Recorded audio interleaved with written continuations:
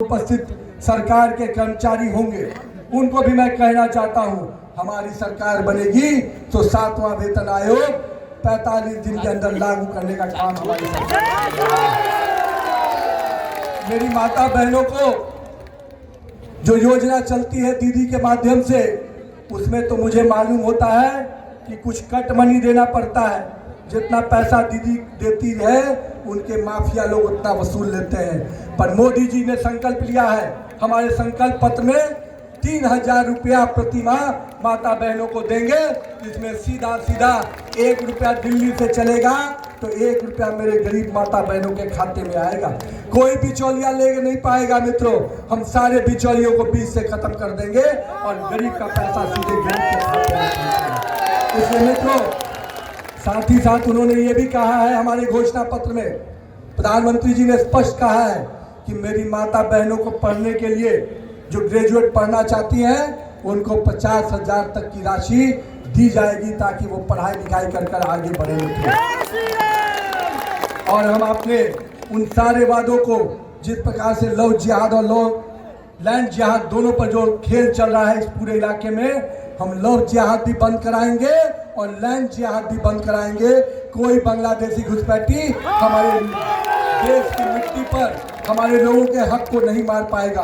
तो मैं आपको विश्वास दिलाता हूं कि इन घुसपैठियों को डिटेक्ट करना, डिलीट करना और डिपोर्ट करना, तीनों काम होगा, क्योंकि गृह मंत्री अमित शाह बैठे हैं। आप चिंता मत करना मित्रों, जो लोगों ने आपके हक मारने का काम किया है, जिन लोगों ने आपकी मिट्टी पर कब्जा किया, आपके जमीन पर कब्जा किया है, उनको निश्चित रूप से बेदखल करने का काम आपकी सरकार करेगी मित्रों। साथ ही साथ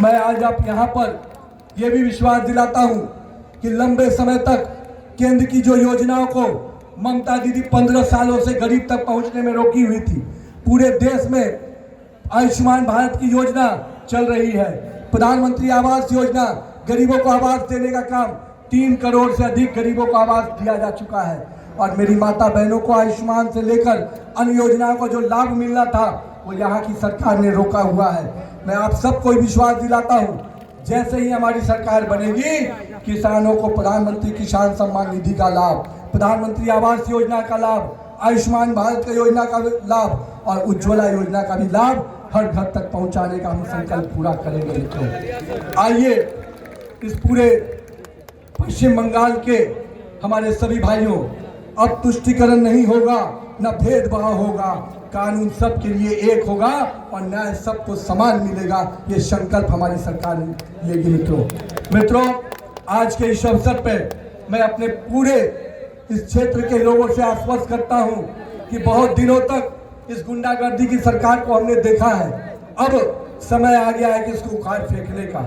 जिस समय नरेंद्र मोदी की सरकार पूरे देश में आज विकास की कई योजनाओं को लेकर काम कर रही है, सड़कें बन रही हैं, इंफ्रास्ट्रक्चर का ग्रोथ हो रहा है, इंजीनियरिंग कॉलेज, मेडिकल कॉलेज खुल रहे हैं, वही बिहार जो पीछे गरीब राज्य के श्रेणी में आता था, आज बिहार विकास के नए आयाम दिख रहा है। लेकिन मेरे बगल का राज्य जो पश्चिम बंगाल से कटकर बिहार बना था, जो पश्चिम बंगाल से कटकर कई राज्य बने थे, आज विकास के पैमाने पे आगे बढ़ चुके हैं। पर कि क्या कारण है कि आज फिर पश्चिम बंगाल उस विकास के पैमाने पे पीछे रह गया?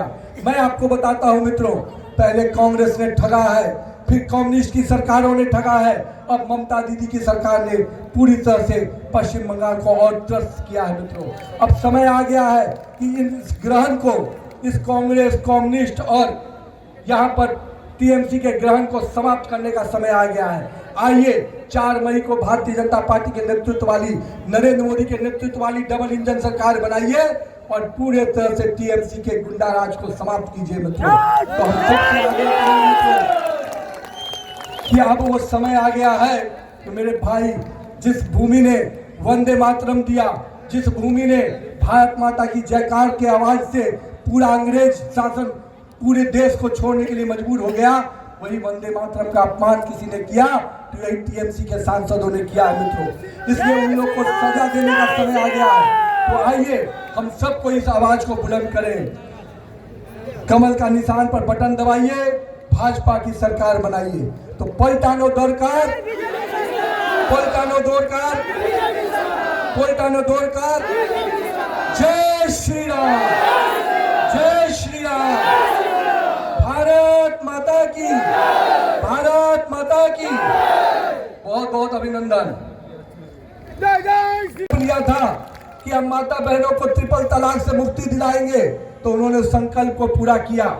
जब माननीय प्रधानमंत्री नरेंद्र मोदी जी ने संकल्प लिया कि हम अपने अयोध्या के पवित्र श्री राम मंदिर का भव्य निर्माण करेंगे, तो अयोध्या में भव्य श्री राम मंदिर का निर्माण हुआ मित्रों। जब मोदी जी ने संकल्प लिया कि पाकिस्तान को सही जवाब देंगे, तो सर्जिकल स्ट्राइक और ऑपरेशन सिंदूर के माध्यम से करारा जवाब दिया मित्रों। और मैं कहता हूं कि प्रधानमंत्री मोदी जी जब संकल्प कर लेते हैं तो उसको सिद्धि तक पहुंचाते हैं। और हम तो सबको ही जानते हैं, मोदी है तो हम अपनी माता बहनों को कहना चाहते हैं, आप निश्चिंत रहिए, पश्चिम बंगाल में भाजपा की सरकार बनाइए। हम महिलाओं का जो हिस्सेदारी होना चाहिए, जो हक मिलना चाहिए, उसको देने का काम हमारी सरकार करेगी मित्रों।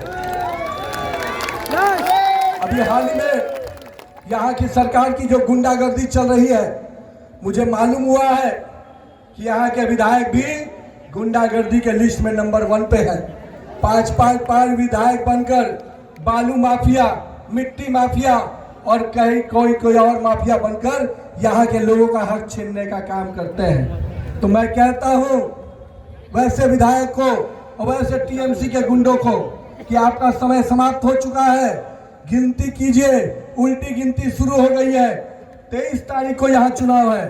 23 तारीख के बाद टीएमसी के न गुंडे नजर आएंगे, न टीएमसी का नेता नजर आएगा, केवल और केवल भाजपा का कार्यकर्ता नजर आएगा। इसलिए अब समय आ गया है वैसे लोगों को सजा देने का मित्रों। मैं इसलिए कह रहा हूं कि जिस प्रकार से उनकी गुंडागर्दी चल रही है, मैं आपको स्पष्ट कहता हूं कि हम वैसे लोगों को सजा देने का काम करेंगे। मुझे मालूम हुआ है कि यहाँ के लोगों की बड़ी समस्या है, महानंदा टोला एवं भिलाई मारी की नदी से कटाव हो रहा है। मैं मानता हूं आपके बगल के जिले में जहां बिहार है, कटिहार का इलाका है, जाके देखिए कटाव पे कैसे काम हो रहा है। हमारे वहां के लोग सुख चैन से रह रहे हैं। नदी के किनारे के लोग के भी जीवन में खुशहाली आई है। और क्यों आई है? क्योंकि वहां पर आपकी भाजपा और डबल इंजन की सरकार है मित्रों। इसलिए मैं आपसे आह्वान करता हूं, यहाँ भी भाजपा की डबल इंजन की सरकार बनाइए। इस कटाव के मुद्दे को, इस नदी के कटाव से जो हमारे ग्रामीणों के जीवन को समस्या पैदा करती है, इस समस्या का समाधान करने का काम आपकी सरकार करेगी, नरेंद्र मोदी की सरकार करेगी। साथ ही साथ मुझे मालूम हुआ है कि समाज को, सभी समाज के लोगों को सम्मान मिलना चाहिए। मैं आपको विश्वास दिलाता हूं, नरेंद्र मोदी कहते हैं और हमेशा करते भी हैं, सबका साथ, सबका विकास, सबका विश्वास, सबका प्रयास। तो मैं समाज के हर वर्ग को कहना चाहता हूं, आप चिंता मत कीजिएगा, आपको मुख्य धारा में लाकर विकास की योजनाओं से जोड़ेंगे। और मोदी जी जब विकास की योजनाओं को लेते हैं तो समाज के किसी वर्ग के साथ भेदभाव नहीं करते।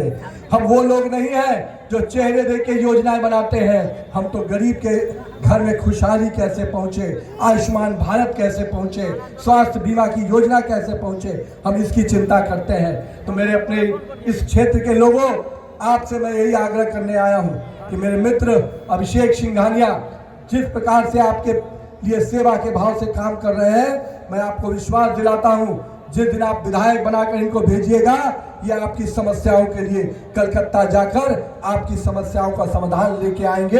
और दूर दराज के इलाके में जहां सड़कें नहीं हैं, उन इलाकों में सड़क तक बनाने का काम हमारी सरकार करेगी मित्रों।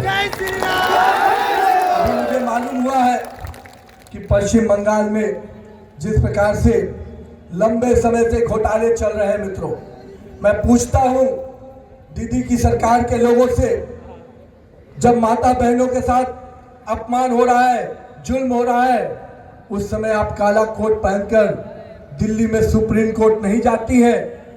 लेकिन जब बांग्लादेशी घुसपैठियों को न्याय दिलाने की बात आती है, उनका नाम वोटर लिस्ट कटता है, तो काला कोट पहनकर दिल्ली के सुप्रीम कोर्ट में जाती है और आवाज लगाती है कि इनको न्याय मिलना चाहिए। मैं पूछता हूं कि पश्चिम बंगाल की माता बहनों को जब अपमान हुआ था उस दिन आपने क्यों नहीं कोर्ट के दरवाजे खटखटाए, उस दिन न्याय दिलाने के लिए क्यों नहीं आगे बढ़ी।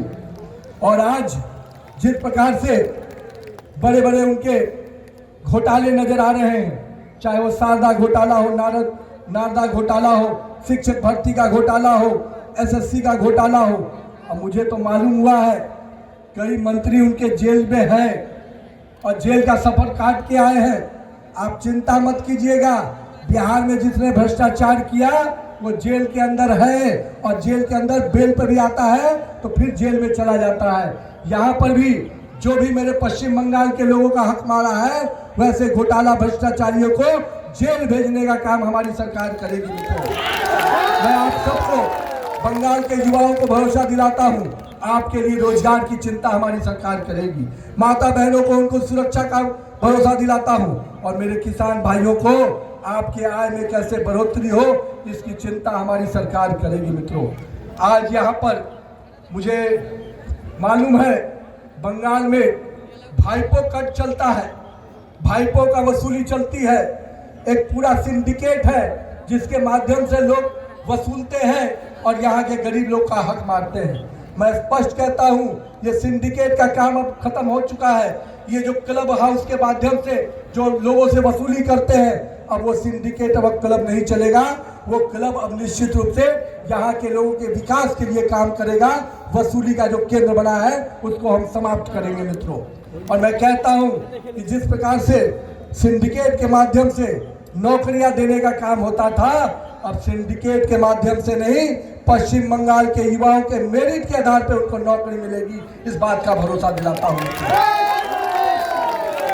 साथ ही साथ ये जो इलाके हैं जो बहुत ही उपजाऊ धरती है, मेहनत किसानों के लिए जानी जाती है, और इस इलाके में जो सांप्रदायिक तनाव, हिंसा करने वाले लोग, उनको भी मैं स्पष्ट कहता हूं, चुनाव का समय जरूर है पर आप याद रखिएगा पूरी क्षेत्र में पूरी तरह से प्रशासन को चेता दिया गया है कि अगर हमारे लोगों को परेशान करने का काम करेगा, हमारे लोगों को तंग करने का काम करेगा तो 4 मई के बाद एक एक लोगों से हिसाब लिया जाएगा, किसी को नहीं बख्शेगा।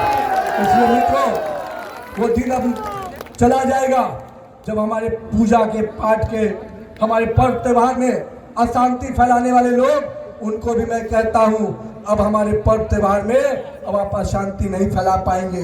मुझे मालूम है कि यहाँ जब जब पूजा पाठ का समय आता है हमारे लोग तनाव में आ जाते हैं, पर आप निश्चिंत रहिए, 4 मई को जब आप अपनी सरकार बनाएंगे तो आप खुशहाली से अपने पर्व त्योहार मनाएंगे, किसी को कोई दिक्कत नहीं होने देंगे हम मित्रों।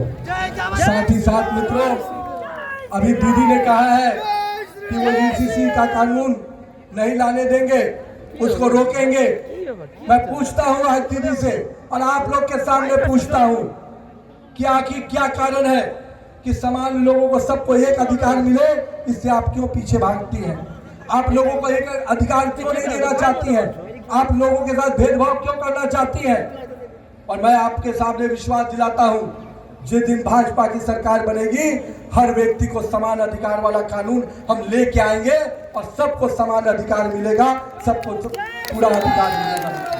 इसलिए हमारी सरकार ने अपने मैनिफेस्टो में, अपने संकल्प पत्र में वादा किया है कि जिस दिन पश्चिम बंगाल में हमारी सरकार बनेगी 1 करोड़ युवाओं को रोजगार देने का वादा हमारी सरकार ने किया है। और इतनी नौकरियां ट्रांसपेरेंट तरीके से होंगी, पैसे लेके जो खेल खेलते थे उनको अब जेल